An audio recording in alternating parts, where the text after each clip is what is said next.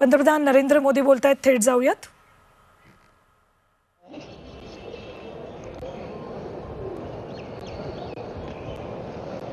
देश आजादी के अमृत महोत्सव मना रहा है.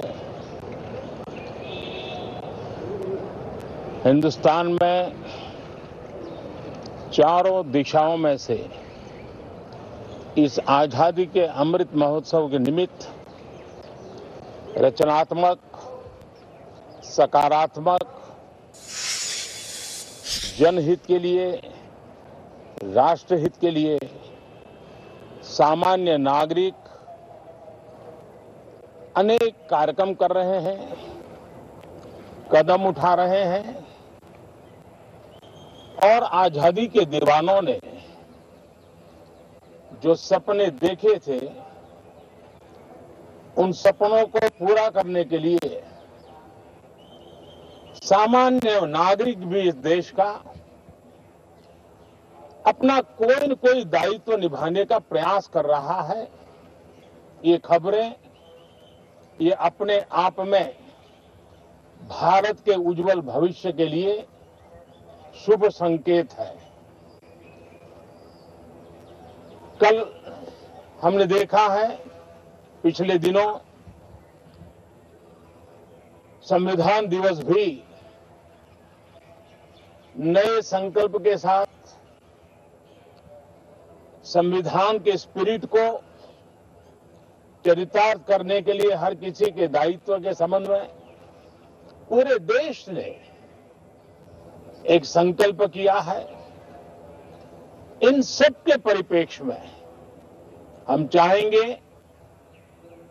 देश भी चाहेगा, देश का हर सामान्य नागरिक चाहेगा कि भारत का संसद का ये सत्र और आगे आने वाले भी सत्र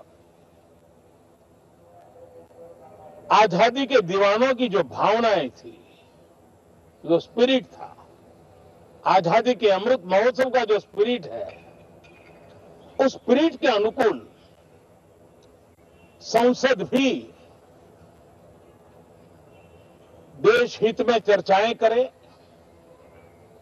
देश की प्रगति के लिए रास्ते खोजे, देश की प्रगति के लिए नए उपाय खोजे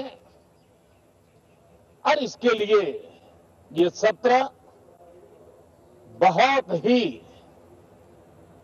विचारों की समृद्धि वाला, दूरगामी प्रभाव पैदा करने वाले, सकारात्मक निर्णय वाला बने. मैं आशा करता हूं कि भविष्य में संसद को कैसा चलाया, कितना अच्छा कंट्रीब्यूशन किया, उस तराजू पे तोला जाए, न कि किसने कितना जोर लगा करके संसद के सत्र को रोक दिया. ये मानदंड नहीं हो सकता है. मानदंड ये होगा कि संसद में कितने घंटे काम हुआ, कितना सकारात्मक काम हुआ. हम चाहते हैं सरकार हर विषय पर चर्चा करने के लिए तैयार है, खुली चर्चा करने के लिए तैयार है. सरकार हर सवाल का जवाब देने के लिए तैयार है और आजादी के अमृत महोत्सव में हम ये भी चाहेंगे कि संसद में सवाल भी हो, संसद में शांति भी हो. हम चाहते हैं संसद में सरकार के खिलाफ, सरकार की नीतियों के खिलाफ जितनी आवाज प्रखर होनी चाहिए हो, लेकिन संसद की गरिमा, स्पीकर की गरिमा, चेयर की गरिमा, इन सब के विषय में हम वो आचरण करें जो आने वाले दिनों में देश की युवा पीढ़ी को काम आए. पिछले सत्र के बाद कोरोना की एक विकट परिस्थिति में भी देश ने 100 करोड़ से अधिक डोजेज कोरोना वैक्सीन और अब हम 150 करोड़ की तरफ तेजी से आगे बढ़ रहे हैं। नए वेरिएंट की खबरें भी हमें और सतर्क करती हैं और सजग करती हैं। मैं संसद के सभी साथियों को भी सतर्क रहने के लिए प्रार्थना करता हूं।